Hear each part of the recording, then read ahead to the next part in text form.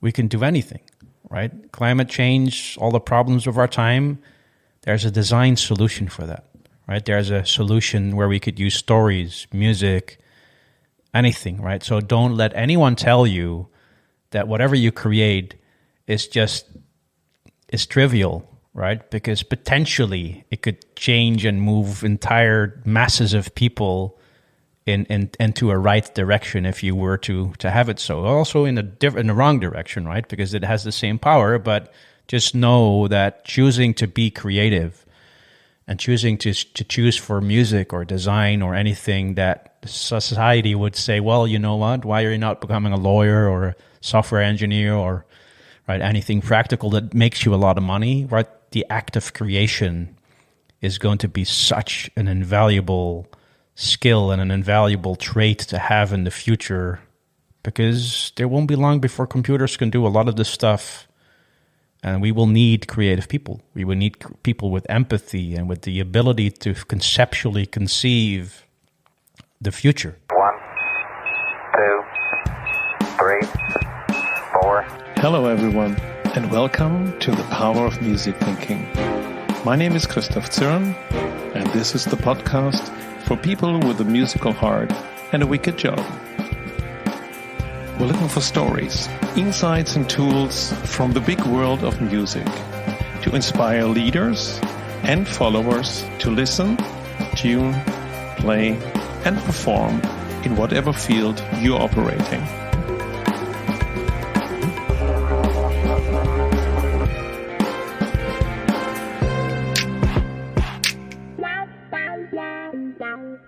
What are the links between daily work for a multinational company, an omnichannel fantasy story, and playing in a band? Well, my guest today is Eelko Lommers, Global Director Product Experience at IKEA, creator, designer, writer of a not yet published novel, and a musician in a post-hardcore band. We talk about empathy with clients, personality in a brand context, and global operations that need adaptations in different markets. And that a lot of countries' cultures is directly related to its original music. We discuss the endless loop of listening, tuning, playing, and performing, how stories change while we tell them to the world, and how the audience plays an active role. Eelko shares with us the strategy of promoting his band with a limited budget and how this relates to a global design strategy, because every data has a context of delivery for the right moment and audience under the right circumstances. And he conveys with us some details about the novel he just finished writing. A fantasy story about magical places in Germany and mythological creatures that live in a parallel world. As an extension of the book, he plans a whole ecosystem of multi-channel media like locative art, TikTok videos, and a 3D omniverse. And every chapter has an emotion, including a color and a song that connects with the essence of the chapter. He explains this world building and how he uses generative AI to build his characters to brief and guide an illustrator to make the final design. So, technology, content, storytelling, and design are not separate activities, but an integral part of the total product experience and customer satisfaction.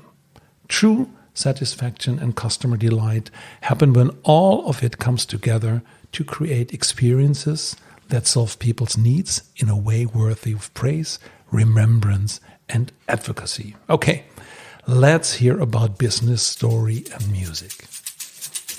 Welcome, Eelko. Welcome to the Power of Music Thinking. I'm glad to be here. Great, and here in this case means most of the conversations I have via Zoom or via online, but you are here. You are here in real life, in the flesh. Yeah, exactly. Right. It's been a long time, to be honest, to have a podcast or record something in a physical location. Right, that's been a while. And it's a special location. So I'm in the Basis. Which was or is now also called the Old Doornroosje, and I heard that you played here. Yeah, I actually did 2 shows here. That was a long, long time ago, in back into musical history in one of my previous bands. That we did an opening act for an American band, and we actually played here once on a festival that they were organizing which was called the Grote Prijs van Nederland.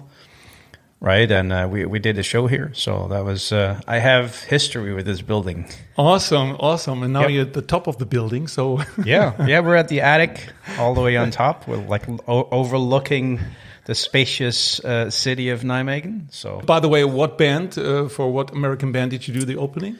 it was a post-hardcore band called El Nino, El Nyon? right? Sounds very English, very yeah, American. yeah. Well, they created metal combined with salsa and Latin American music, which is an original kind of take on it. But it was super nice. But it's been a while, right? Because the last time that the Doorn Roosje actually hosted bands and festivals, that's quite a while. They opened up a new location, and Right.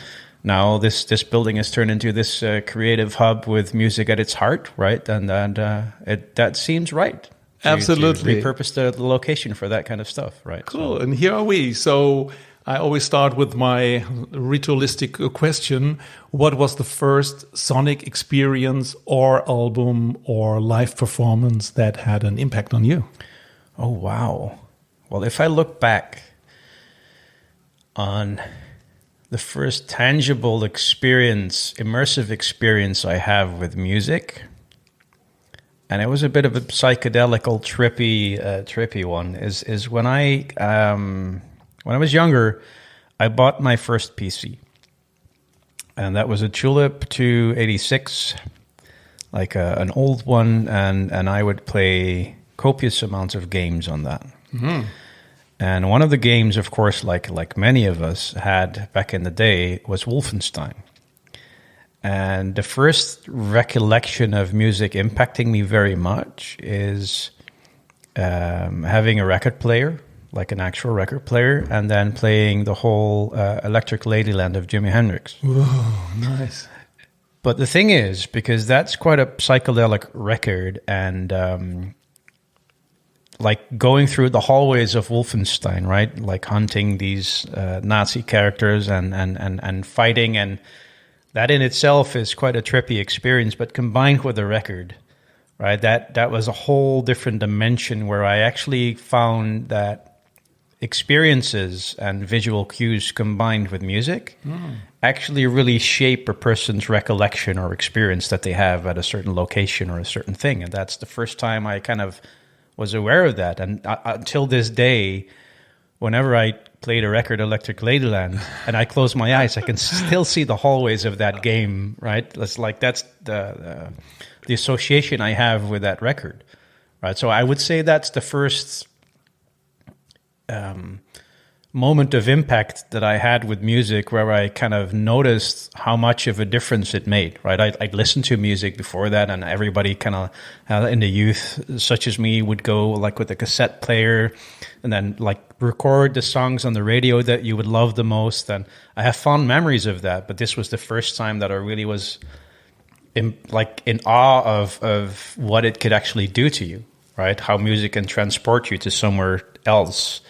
And that music, in that sense, is a very compelling way of shaping experiences. I can imagine. Interesting, because there were, now we would say, two not synchronized media, because the record player, the vinyl player, and you had to flip the records after 20 minutes. And parallel, you were doing something else that visually and also sonically are related. So you made the story out of your visual senses and the hearing senses. But that is how stories work, or at least, right? My perception or my belief is that that's how story works, right? Like human beings, if there is anything that makes us different, and I think that there's a lot of writers that write about this, Harari in particular.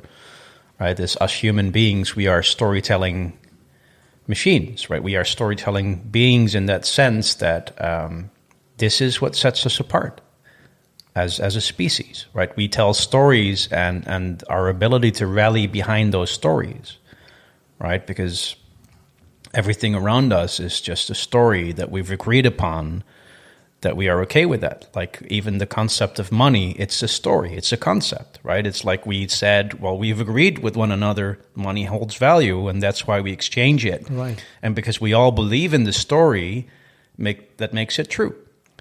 So people create the world around the concepts of a story and our ability to align or believe in that same construct.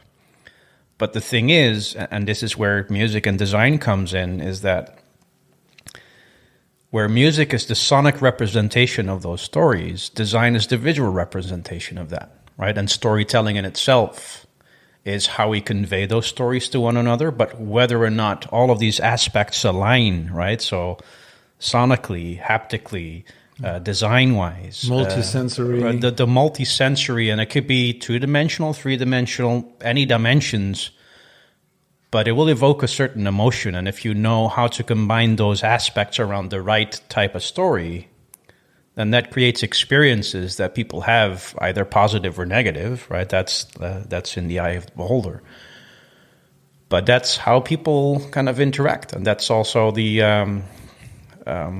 right, the value that music has, that is as vastly underrated as a storytelling mechanism, right? Because we believe it's music and people like the lyrics and it conveys that, but the power that music has in the context of building experiences, that's tremendous.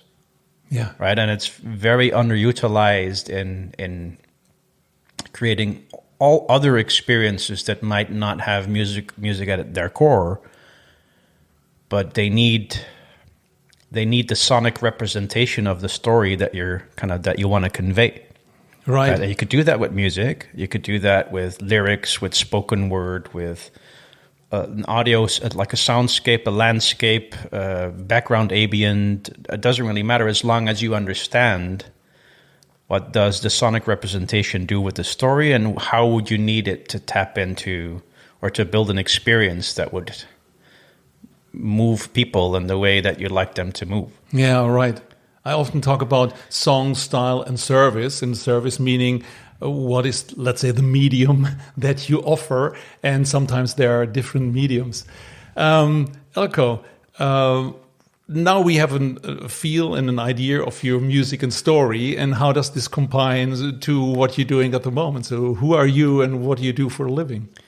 So at the moment, I am Global Director Product Experience Design at IKEA, which is a big mouthful, just saying that I lead design teams in IKEA to develop products and services in different constructs, right? One of the teams that I've led in the last year was the team around circular ventures, where we are looking at how to extend the life cycle of furniture. And how to reuse the materials and how to come up with a circular business model around that enables growth through IKEA, but also enables the reduction of CO2 and the waste management. I've set up the team in Core and Home Services, which is renewable energy and everything around that. And at the moment, I am helping a team to reframe what we call customer support and remote selling, which is... right. If you look at this from a traditional perspective, it's the push message and the selling, right? But yes, given that IKEA has quite a different perspective on it, it's more understanding what people need, so you can create services and value propositions that could be solved either with a service or a product or a different construct that IKEA can offer to people that would help them to create a better life at home. And you do this from out of the Netherlands. So yeah. How is this related? So you just mentioned global director. Does this mean you have teams all over the world, and you have to serve them to be a better team? So at the moment, the team that I lead is located in 3 locations: Philadelphia, Malmö in Sweden, and Amsterdam. And other teams that we connect with on a regular basis are in different locations. So we have one DXD hub in Madrid, one in Shanghai. We are building one in India now. And so there's multiple places across the world where the whole design team is distributed. But at the moment, working mostly together with the team in Philadelphia and with the team in Malmö. Ah, that's nice. If you mention Philadelphia, Malmö, Shanghai, India, and it reminds me to a lot of different kinds of music and to a lot of different kinds of cultures. Oh yeah. And is there any relation that you see in leading a global team with different cultures, or maybe they have the IKEA culture? And how does this relate to your music experiences? Well, the funny thing is that a lot of a culture of a country can be deducted from the music that's from that country, right? Or the authentic music, right? There's always acts that transcend the country or transcend the background of the country, but specifically the folk or the original style of music that comes from a country really says a lot around how culture is built, right? Because every country has original folk music, but it's all different in its shape and form. The more southern you go, the more exuberant it gets, right? The more outgoing, the more outside it gets, right? Which also means that it's very likely that the culture there is also more outgoing, but also like if you look at that from a perspective of personality, it's outgoing from the outside perspective, but also difficult to get close to that, like the personal aspect, because everything happens outside and not inside. Yeah. Right. So there's parallels, but it's specifically, which is also a big topic at IKEA, is being mindful for these different cultures, right? And working with all these different people, right? Because for IKEA, having a representation of all these different people and different cultures and different choices that you make in life, right? Or the way you perceive yourself or the way you want to be identified, right? All of this is for IKEA. It matters because it shows a good perspective on how the world has organized. Yeah. And being mindful of these cultural differences and understanding that we can come up with a global whatever, right? Whatever we're developing, and we can come up with that. But if we do not take in consideration that Germans are completely different than Indians, and that people from the US are nothing like people in Argentina, right? If that's not taken into consideration and adapted to meet the needs of those people locally, right? Adapted from a visual perspective, from a tonality perspective, a copy perspective. Of course, it still needs to be within the boundaries of what we've developed. But it needs to be adapted to that market. And this is where often what you see, like if I relate this to music, is the adaptations that you need to make are the same kind of things that you see reflected in the type of music in the market, right? If it needs to be exuberant and outgoing, right, then often the music from that market is the same, right? Yeah. If it needs to be reserved and like formulaic, right? Like for instance, in the States, it's more formulaic, it's more regulated, right? As the music market in the States is as well. That's very formulaic. Very what's popular there is what we consider across the world, which is almost the scientific formula of what's the perfect pop song. And absolutely, there's like 9 writers on a song, and then 1 artist, and like there's so many people working on it just to get the formula right. Yeah. And that like they score, but it's also try a lot and fail, and there's like so little that actually comes across, and then that represents also how the market in the States actually approaches different things. Yeah. Right? It needs to be, there's safety built in, there's a lot of people involved just to make sure that the success formula is crafted and followed. Yeah. Right. So, but it's super interesting because it you learn a lot from it, but it's instrumental in order to be able to be successful in all of these different markets. Absolutely. I mean, individuals are different, but if you then add cultural context and regulations and legislations from a market perspective, and then you have continent perspective, right? Because Asia is a different continent than Africa. All of that needs to be taken into consideration because there's literally, specifically in the world of today, there's no one size fits all. Yeah. Right? It doesn't work. And maybe this was even in all the centuries before, maybe all the same, so that one size not ever every time fit at all. Yeah. So it's a lot of listening. It's a lot of empathy and context in the sense that we have to understand the client and their context. And on the other hand, you have the personality of the brand that might show different sides in different contexts. And I think that's a very interesting one. And what you just mentioned about the US, for example, if we make the link with popular music as we do it now, it's also much more produced, and the driver actually is the market. Yep. So it's not just making music like you had in former times where you had a composer and they come up with something that no one heard before. And if we would stay in classical music, would say he has to write it down in a way that other people can bring it to life, and you need a conductor to really understand and train a team and bring it out. So the driver would be much more, let's say, this one big creative, and now it seems like it's just more producing in the way so that it fits the market. Yeah, in a way it is. What I do see is that, like music, and that's where for me the parallels between music and my profession is very strong.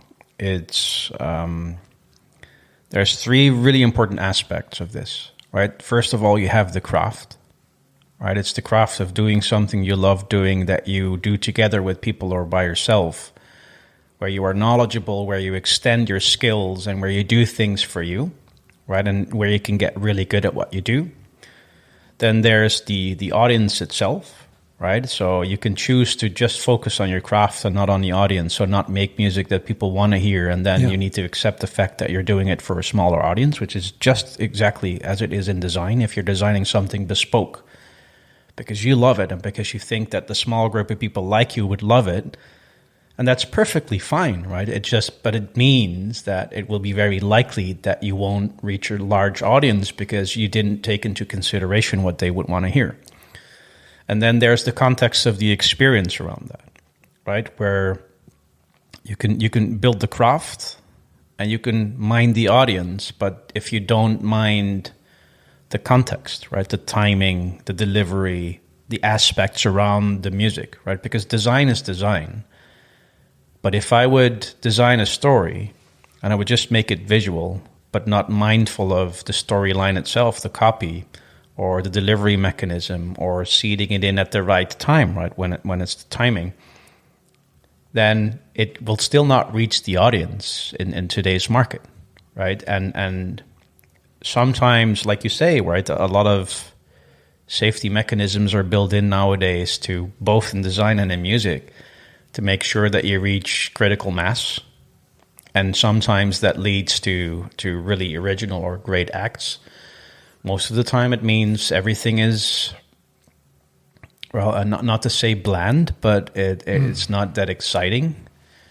And every now and then you have an act, like both in design or in music, that stands out because they do something completely new that people find refreshing, and then you'd see the trend of that is that works for a year, and then others will pop up that love that and start to mimic that, and then you have a whole new stream, and then it becomes the norm again, and then that becomes rooted in the experiences that we expect, right? Because expectations of an audience plays also a big part in what you create, right? Absolutely. You can create something with the intent or in mind, with the empathy of doing something for someone or for a group of people, but their expectations might be different, right? So knowing, and this is the beauty of what I found the beauty of music that has taught me just as much on design as design taught me on design,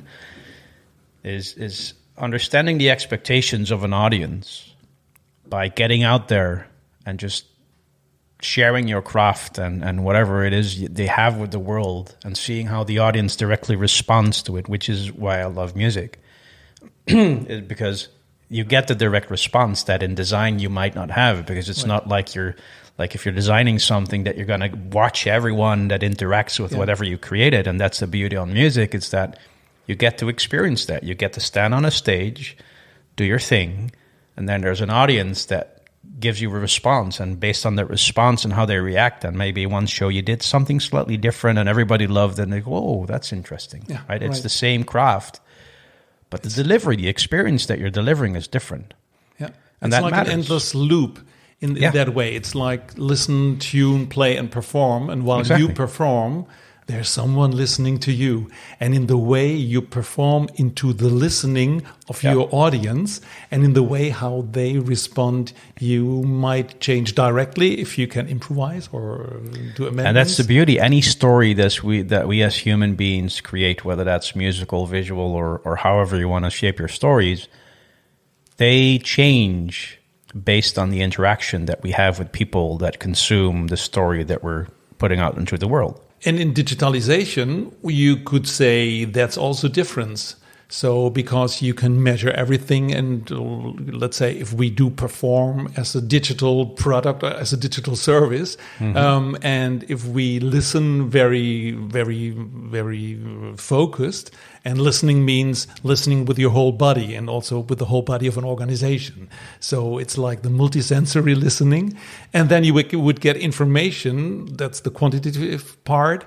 And you have to make some kind of sense out of it. Why do they do it? Because data only tells you that it's happening that way. So it's also good to understand. And in that way, I think it's very comparable with learning music and producing. Well, the data in the end are the ticket sales, right? It's like the amount of people that visited a concert, the amount of like tickets sold, the amount of CDs sold, the amount of people that like your music, the amount of people that followed you on Facebook, right? It's the metrics that show you, or that give an indication on how people respond to what you put out there, right? Like in design or in digital product development, it's the same, right? As if people connect to your product and there's metrics to show that people are moving in a certain way, that's an indication, right? But it's only an indication because that needs interpretation. Yeah. Right? Because in the end, if you don't analyze the data, you might like assume that you sold all of those tickets because they loved you, right? But if you don't take into consideration that you were the opening act of a really big, famous band, that is contextual to the success of the metrics, right? That needs analyzation. You need to analyze that. Yeah, right. Right? That's not something... It's a difference between listening and understanding. Yeah. And data is tremendously helpful. It's magnificent, right? Because it allows us to know things that we were not knowledgeable of before because we simply couldn't measure it. And now with the data, right, not just in design, but in music as well, we understand better how people respond to things and when they respond to it and where they respond to it. I remember, as an example, when my previous band that I'm in, we released a video. Would have been 5 years ago now. And what kind of music was it? It's a post-hardcore band called Phoenix Ashes. Phoenix Ashes. Yeah. And what we did, or what I used, is social engineering to promote that video. Of course, by after that, a lot of bands kind of picked it up. But what I did is I tapped into the community. And I said, look, we're an up-and-coming band, and we'd love to get 300 shares of our new video. And then people started sharing it because they wanted to support underground music. And then I started promoting it, right? Because I knew from the algorithms, and that's the context, right? The mechanism is like we did the craft, we looked at what we wanted to achieve. And then the contextual thing was I promoted that knowing that it would be shared, or it was shared, and I promoted it because it was shared. The promotion was much more effective. So what we did is we looked at the metrics and said, well, in order for this to be picked up by an algorithm, right, that shares it naturally without us paying for it, we need to get quick and large volume. So we advertise it, and we spend 300 euros on advertising, which is quite minimal, right, for a band, for a video. And the purpose was to get the maximum amount of leverage out of it. So what we did is we promoted it for 4 days in as many markets as possible, but we really targeted it well to similar bands and people that loved underground, harder music, and focusing on markets that we would expect to. So let's say a clear market segment. Yeah. So the market is South America, Western Europe, States, Australia, Indonesia region, because we knew, right, or we expected it to be more popular there. Right. What platform did you use? We used Facebook and Instagram. Right. Okay. And then what happened then is within a week we found that there were 3 markets that were actually outperforming the rest, right? Which was Brazil, Indonesia, and Germany. Wow. So we focused all the budget on those 3 markets, Okay. right? Just to make sure that we would get the spread and the leverage and we would get more shares. So for 300 euros, we ended up getting 500,000 plays, over 1,500 shares, I think 72,000 likes, I don't know how many comments, and a lot of followers on our other platforms. Right, and this is the contextual side of data, is like without having the metrics showing you exactly what is going on, you cannot take action on it. And it's just like a hypothesis that you will only be able to prove over time, and data allows you to make quicker decisions on that. But they always require context, right? Regardless where you use data in itself is just ones and zeros. Yeah, it just absolutely. gives you what happened. It just doesn't tell you why it has happened. Yeah. And that's important. And you can just say every data has context. Yeah. So just to know that there is data is what you just said. Not exactly. interesting. Yeah. So, and this is, again, the parallel with design and anything is there, that if you are able to measure what happens, and you'd be able to test out and hypothesize why it has happened, and you put it out there with an hypothesis, and you test it, and you try it, and you try different things, and you fail, right? Hopefully you'll fail a lot, because it means you learn a lot. But you'll try all these things until you find, for this particular period in time, for that segment, for that market, this works. Because the funny thing is what works today might not work tomorrow, because tomorrow the world is different. Right. And this is not just in design or in product development. That's in music as well, right? You might be super popular today, but tomorrow there's another thing that's popular, right? Or maybe today it's picked up in the States, and then it takes half a year for it to land in Sweden, the Netherlands, Belgium, right? Whatever.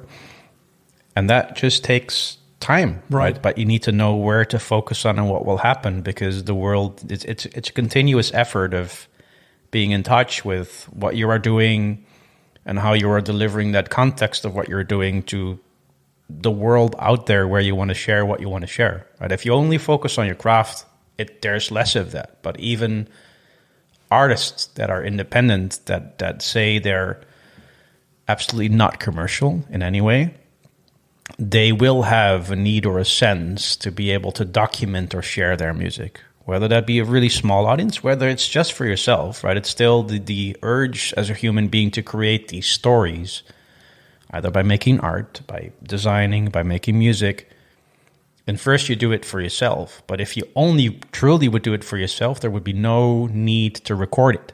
There would be no need to actually hang the painting on the wall. You would just paint and then destroy the painting, because there's no purpose to the painting. There's no purpose of keeping the idea if you only do it for yourself.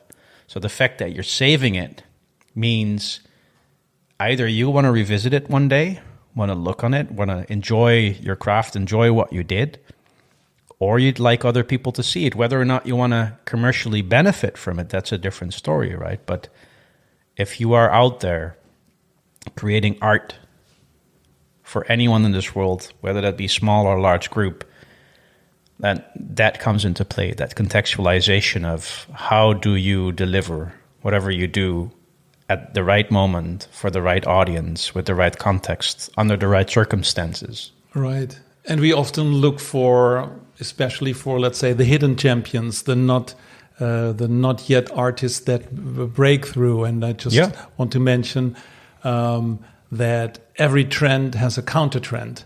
So if everybody is now talking about that one thing, whatever it is, you will know there's something else that will start maybe right away and go in the different direction. And this also means, I think, for music and or for being successful in music and also in business, there are no best practices in that way. You just can tell the story of the data, and data means always information from yesterday and beyond. So that's the interesting part. And also, data is always looking back.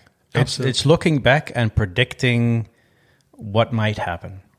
But the predicting is always a hypothesis that you'd need to go out and prove, and then know what you want to measure in order to see whether that has happened, what you predicted what would happen. But it's like data is always looking back. The same as generative AI, that's like a big topic at the moment. That's also, it's looking back at what has been done and reproduces something that has been already produced and condenses that into something new, but what is produced is not new. It's based on what has been done. The same as data produces results of the past, right? And to utilize that to produce something that is the future, that always takes human beings, right? That's why it takes human beings to predict or to understand what we need to do with the data, just as much as we need human beings to understand what we can do with generative AI to create the world of tomorrow, right? However you want to put that. And music, the same thing, right? If you do not take what you see today and then do a counter movement or go in a different direction and try something new, you will never get to a new place. And the beauty of music is that from a mechanical point of view, right? So all the scales, all the rhythms, all the constellation of chords, all the movements in music have been done, period. There's nothing that is truly original, and we cannot, right? Because people have been making music for as long as there were people.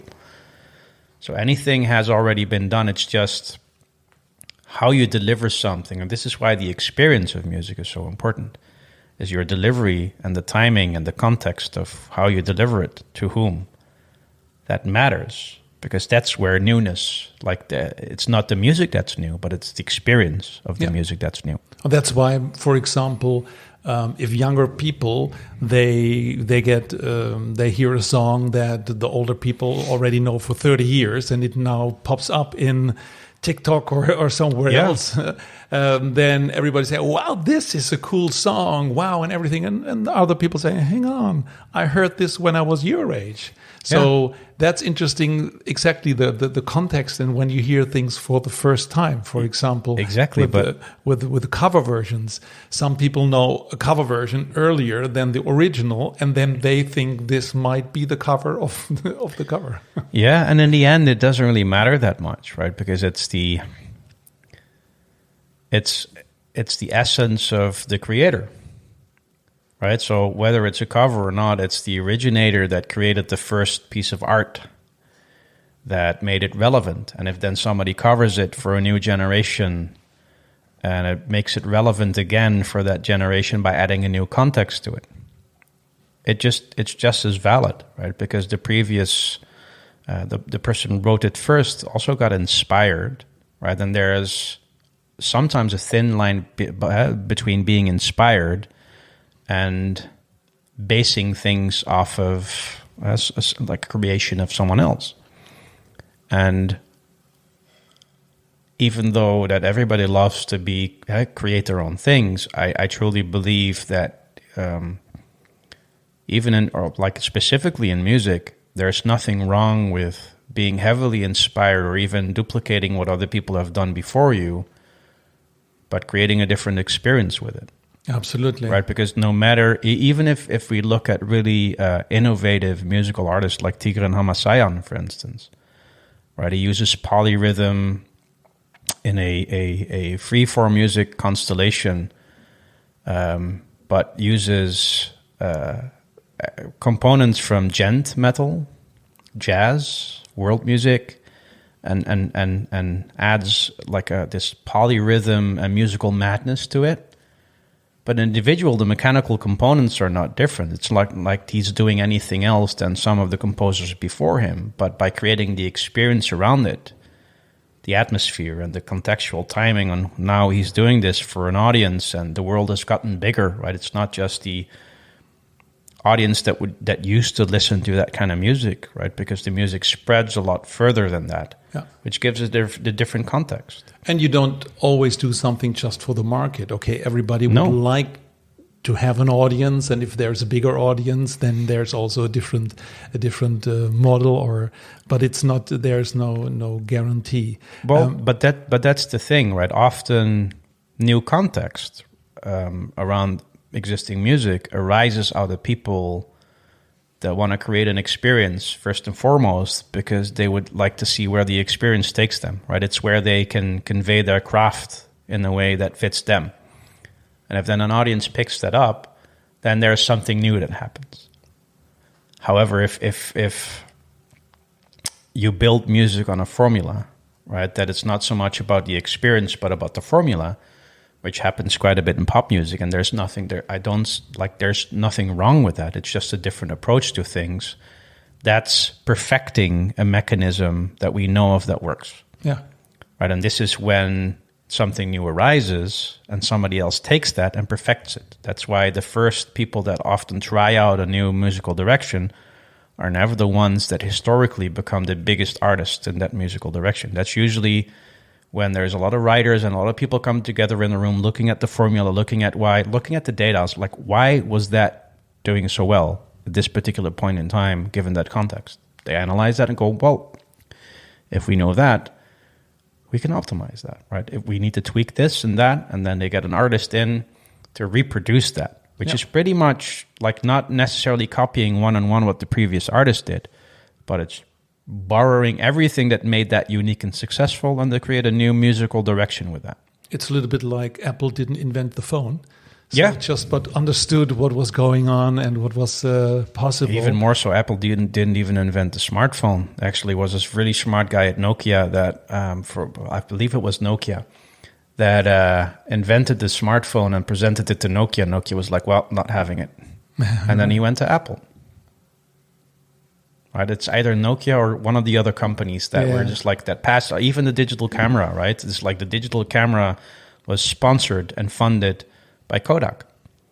But when the time came that it turned out that they could actually make it work, Kodak said, nah, if we do this, right, we're going to cannibalize our own business model. So let's not go into this. And that was the downfall of them. So there's the business decision was killing the new.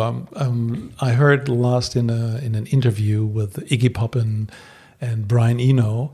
They were talking about the 70s and about music that when Bowie was working on Low and Heroes, and also with Harmonia, with the German krautrock and experimental bands. And then they had that quote like from, oh wow, this was really cool making music without the business model. And nowadays it looks like that you first want to read something and then it's just a means to an end instead of just trying something. But that's the biggest opportunity for everyone who's listening, just starting up with something. And also Van Gogh. How many paintings did he sell in his lifetime? I think it's 2. I think I heard from one to his brother. It was the portrait of the Villeroy-en-Boch, the production of these sinks, and I saw it there in a museum. So just saying, wherever you can be happy with and can make a living and do what you think what is good, you should do. And I would like to segue into another field. You were writing, or you're in the middle of writing also a novel. Yeah, the novel is finished, and it taps very much into what I was saying earlier, right? I'm in design at the moment. I'm a musician, and I've pretty much do everything I can get my hands on when it comes to creativity. Right, so I write music, I write lyrics, I design, I service design, I've illustrated, I've done video editing, I created videos, I created narratives, I make soundscapes, poems, right? I am what one would call a how would you say, an omnichannel storyteller. I recognize that stories move people. And whenever I do have a story or whenever I do see a need for people to be moved, I go look for the right medium, right? And so it happened to be that I had this idea for a novel. So I wrote a novel in the times of Corona, which a lot of us did. But the idea behind it is slightly different. So I based a novel on actual historical mythological things and actual locations. But back then I was living in Germany. And so where in Germany? In Cologne. In Cologne. Yeah. And I took pretty much the whole landscape of Germany to write a book about these different locations and their mythological creatures there. Can you give us an example?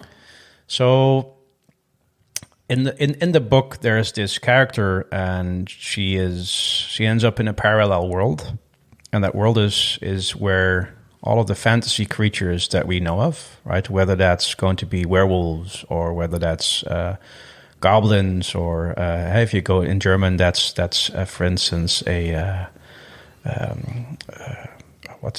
need to pronounce that in the right way. It's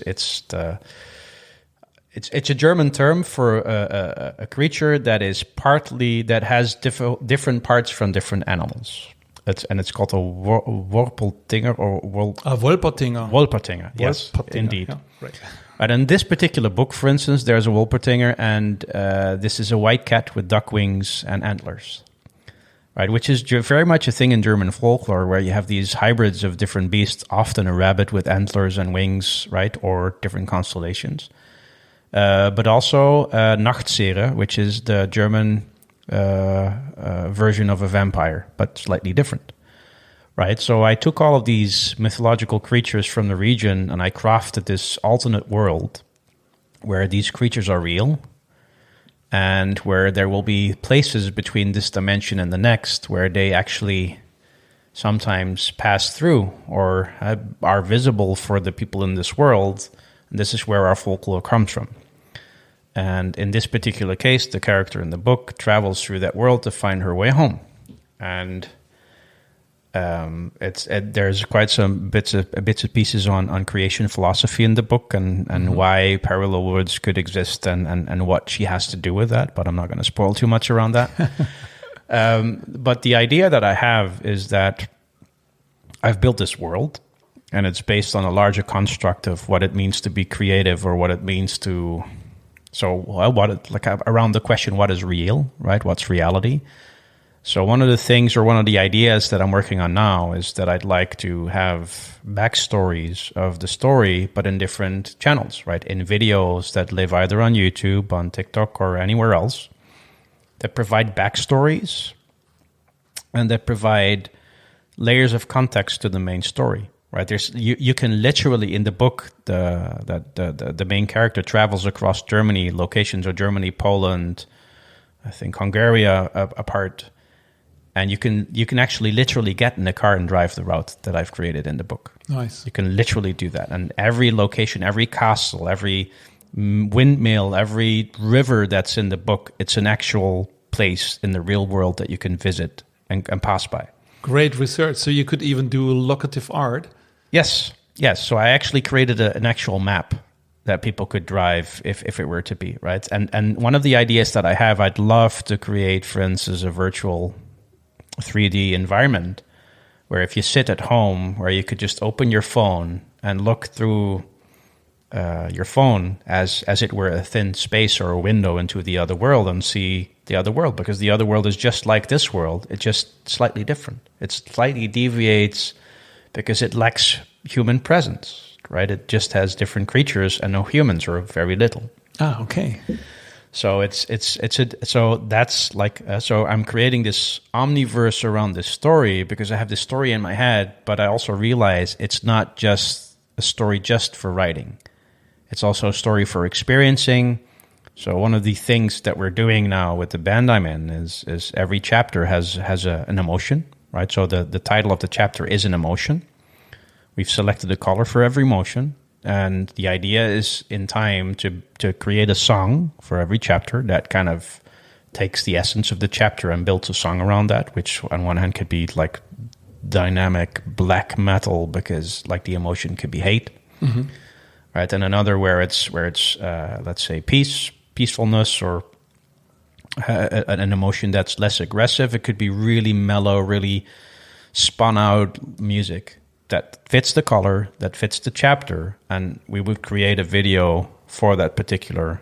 So we create this ecosystem of a multiverse around the concept of a multiverse in the book, right? Just to make sure that once we've created that foundation, that I can then hopefully at a certain point just open it up and say, like, this is the world, right? Of course, the core essence in the book and the characters, I'm going to continue on that because I'm writing the outlines for a second book at the moment. But I'd also like people to take these characters and visualize how they believe they would look, right? Or create their own backstories of things, and that we can create this omniverse of conceptual stories, because I think that would be amazing. Absolutely. And it's something very much in time of combining things in the real and in the digital world. Yeah. And I even see, I think it's very obvious that these all things are connected together. So we just started with the IKEA and the world and the different kinds of the world, and how the products, the global products and services will come out, combined with the music and also with a novel that is a novel story that can be, maybe there would be even a story where they go into a certain shop to buy a certain thing.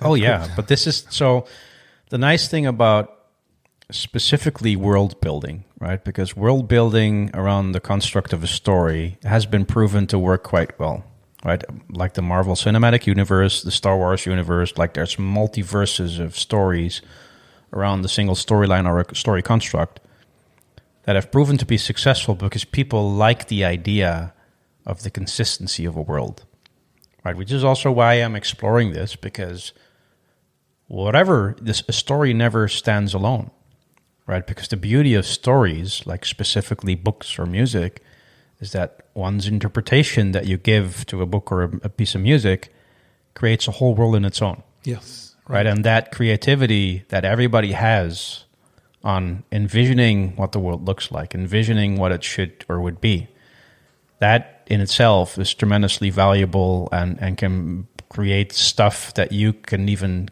dream about by yourself, right? And this is why, even if you would just write the book, there will always be a multiverse of that, right? Because there will be fans of your book that will create art for you, right? And the people will write backstories. People will start making videos. People have their own interpretation. So let's say there's 100,000 people reading your book.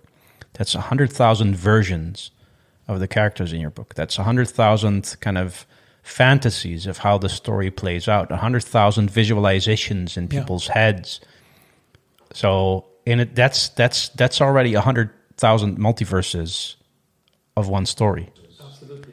And that's what the book is about, actually. It's like, well, who gets to decide when what is real, when we live in a world when my reality always differs from yours, right? So who gets to decide what is real or not?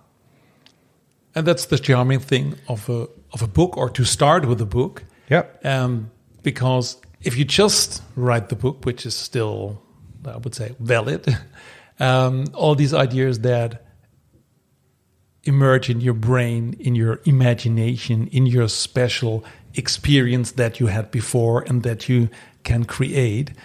And that's marvelous. Absolute. Yeah, and the lovely thing is that the time to do such a thing is fantastic, right? Because one example is to explore just what the characters could look like. I've used generative AI just like, and I've spent days and like, because anybody that says, well, yeah, but you just asked that thing a question and it just like produces an image. Well, That may be, but I have a vision in my head of what I want the characters to look like. So on one character, I spend days and days to get AI to visualize it in the way that I see it visually in my head. Right. You ask as long as this vision that you already have You adapt, is manifested. because I'm not like an illustrator on that level, right? So, and I could go out to an illustrator and ask them, but then I'm also, again, constricted by what they offer me. And this is, for instance, from a conceptual perspective, AI that generates images is tremendously helpful because while you are searching, you're shaping the perspective of that person going forward, right? And you adapt by what you see. You go like, oh, I didn't think about this, but this is amazing, right? I need to integrate that into my next question or my next prompt that I give. So it helps you visualize your ideas in a way that if you would then reach out to an illustrator, you can give them a much better briefing on exactly where you want this to be. So you're not going to get disappointed. The illustrator can make work that makes everyone happy, right? And they have a really good foundation to start upon. Absolutely. And you can do it in two different ways. You could give all these instructions that you gave AI, you could give the illustrator, or they will go nuts. Or you could get the fully generated picture and to give them this as or a mood board with a couple of examples of, well, this is in the direction where I think the character should look like. Now help me shape that character, right? Or if I like give the community an image, it's like, well, this is what the main character looks like. What do you think she needs to look like? And they're going to use that as a starting point and create so many deviations, right? And that's the beauty of it. And that's why I really do believe that the technology that we have today is tremendously going to help creatives, even though that I fully appreciate and understand that it's scared for people at the same time, right? Because if the machine can do the basics, right, the hygienic design things and producing visuals at a certain quality level, there will be people that are fearing. It's like, well, yeah, what does this mean for my creativity when there is a chatbot that can write a book? Well, it could write the mechanical part of the book, but without the human aspect, without the empathy of people, without the human-centered thinking, without conceptual thinking, without understanding where the book needs to go next, no machine will do anything for you.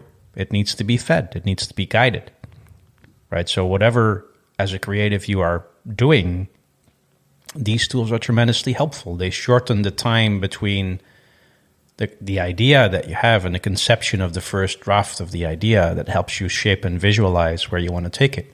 And I see that as a huge opportunity because it opens up creation on a broader scale. Because before, if you wanted to publish a book and get everything illustrated and do all of this that I'm just talking about, you'd need 100,000 euros. Because that would what you would spend on all of these different people. And I'm not saying they're not worth their money. I'm just saying that's not affordable for everyone. So you need to first achieve a certain amount of success before you can even afford to think in those directions.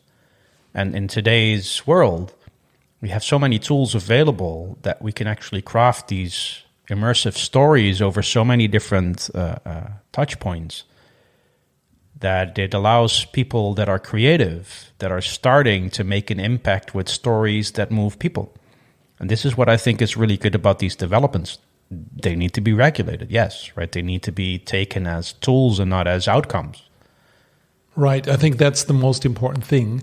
And also the invitation to use the tool instead of refusing it. And on the other hand, if we really talk about a tool, you mentioned earlier something like the craft. There can also be a craft in giving the right prompt.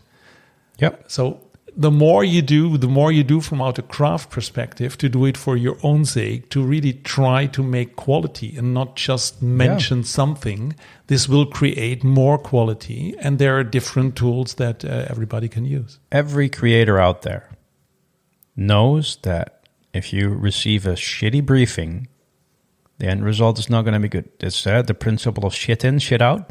It's known to everyone. And same applies to the machine. Yeah. So you feed the machine invaluable information, it will not give you what you need. but it will give it to you right away. And maybe that's good, maybe to just before you try to write your briefing, just fill it into ChatGPT and see what comes out of it, literally. And then maybe think about it and do it in a different way and give it to real creatives. Exactly. But so one interesting part, and then also connecting that back to music, is there's an interesting development that took place, I would say 7 to 8 years ago, which obviously comes from Japan, because only in Japan, right? And it's called a Vocaloid. Yeah. Right? Which is pretty much, I would say, a crowdsourced pop star, crowdsourced music. So what happened is that there was a person or a group of people that thought it would be amazing to have lots of composers compose music and feed that into an algorithm. A lot of copywriters, text writers did the same thing. And then they start releasing AI-generated songs with that, right? Or somebody took all of that and wrote a song based on all of that information. And then they pushed it into the market, and whatever responded well, they would feed back into the machine, right? And whether that machine is powered by humans or an algorithm, right, that doesn't really matter. It's a machine that takes all of that information and produces something as a construct or a formula, as you will. But they did that in every aspect, right? Musically, lyrically, but also visually, right? It's an anime character. What should they look like, right? So the biggest component, or the biggest pop star at the moment, is Hatsune Miku. And she is crowdsourced. The way she looks, the way she interacts with the audience, that's completely based on how people respond to earlier releases of music or interactions that they have. The music that is there has been based on the taste of the crowd. So nobody has decided on anything for that pop star apart from the crowd itself.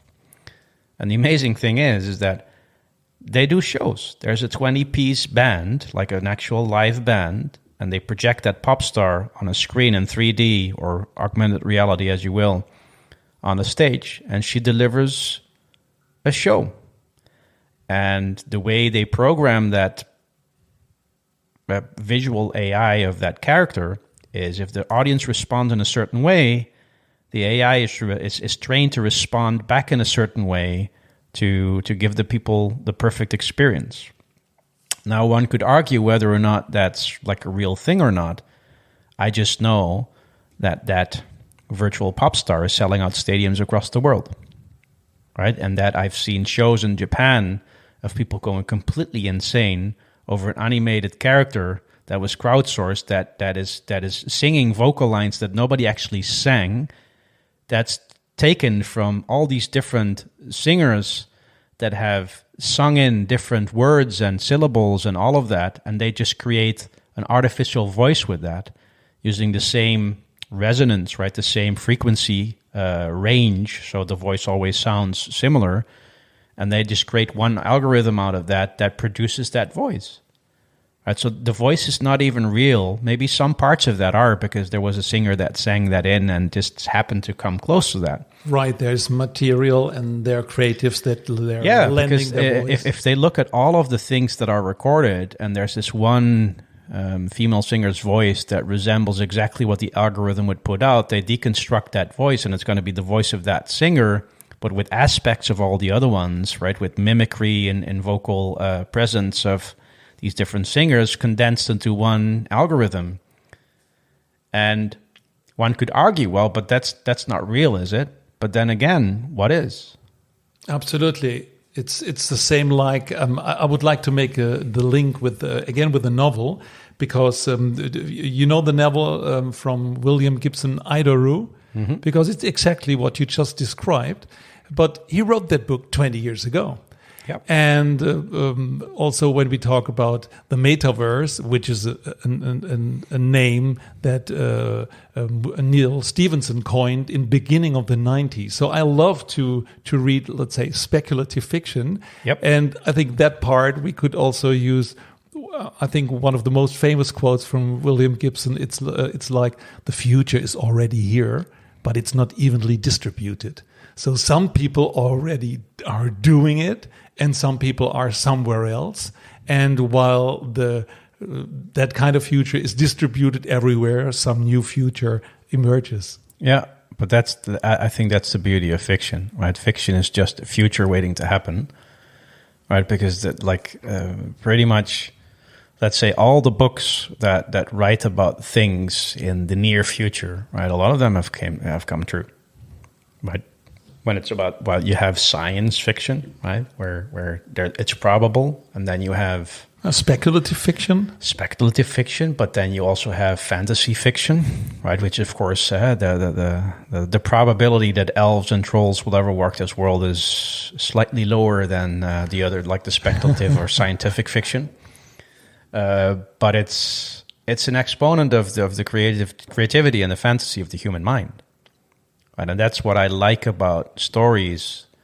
It just conveys thoughts that people have. And this is also why the metaverse and these kind of concepts, they're not new. People have been thinking about the concept of the metaverse since there were people, right? The Greeks and the Romans, even before that, the Sumerians, right? They wrote about these parallel worlds or the idea of gods and things, and that would come down from the heavens and change the world as we know it, right? All of that is just exactly like the metaverse as a space for you to be in virtual Valhalla, to be who you want to be, right? Resembles like the old age idea of heaven or the next life or a different life where you could be the perfect you, right? So the idea is not new. It's just technology and the way humanity progresses in the means of delivering the story, right? Because there's an article online. I'll send it to you. It's about the two-string theory that talks about it's either definition or availability, right? So that's what is called distribution. Yeah. Now we will put it in the show notes. Yeah. And also from William Gibson, he also wrote later books, that are in a parallel universe, and you can go back and forth. But then you get, I think he called stubs. So if there's something changed, so you get, like in a mind map, you get different variation of the same. So this even means that not the future can diverge in different direction, but also your past. Oh yeah, so whether we believe in the concept of a multiverse or not is irrelevant, because we're already living in one, right? Because your reality is vastly different than mine, right? Or anyone else's, right? Everybody is living in their own heads. Everybody experienced their life the way with them as the center person in the story, and no one else experiences it like that. So with almost like 9 billion people or something living on this planet, or was it a lot of people, right? With all of these people on the planet, we're already currently on this world experiencing as many multiverses as there are people, because each of our experiences are different, and being mindful of this also helps us to create things with that in mind, knowing that no matter what you do, no matter how you control the music you create or the story that you make, people are going to make something out of that. Whether you like, it's not they're doing it consciously, it's perception, right? That's the way they experience it.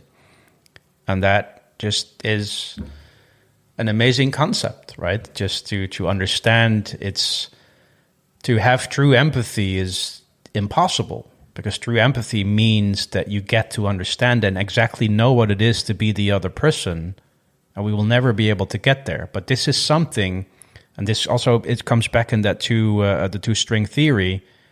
That's the aim of definition, and the aim of availability, or the delivery and of technology and new things that we create.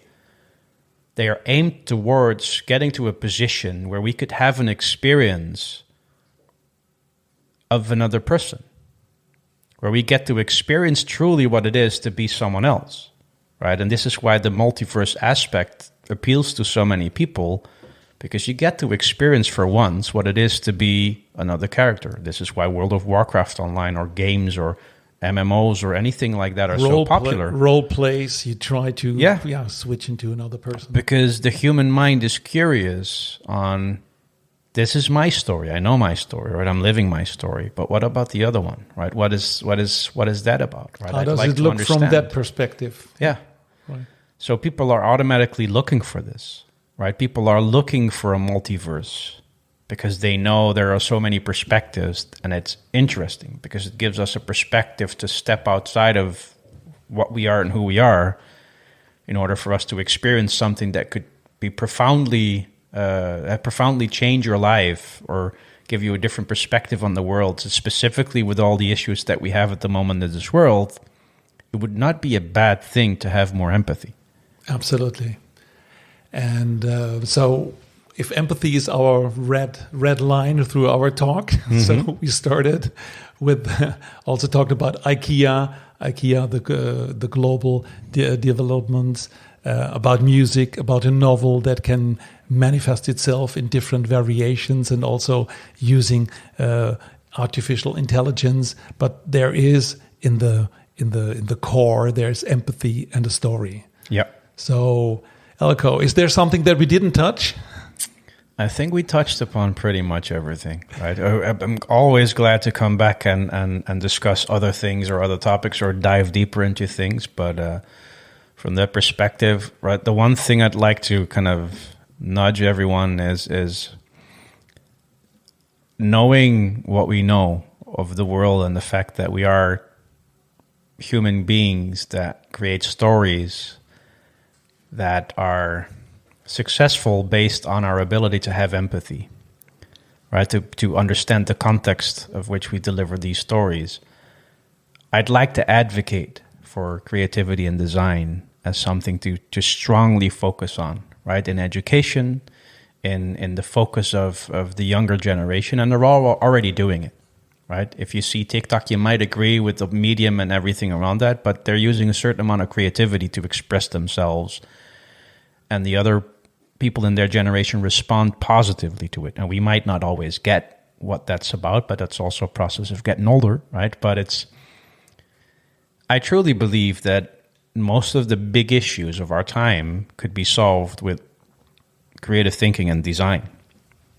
However, we need to change our perception on the value of stories and design and creativity, and not dismiss it as, you know what, that these are these creative people and they make art or they do something creative and that's cute and nice, right? It's an essential human aspect that makes who we are, right? And it makes humans human is our ability to create, our ability to craft stories and to convey them and to bind people together, right? The whole concept of religion is based around that, right? And if we can do religion and move so many people in a certain direction, then we can do anything, right? Climate change, all the problems of our time, there's a design solution for that, right? There's a solution where we could use stories, music, anything, right? So don't let anyone tell you that whatever you create is trivial, right? Because potentially it could change and move entire masses of people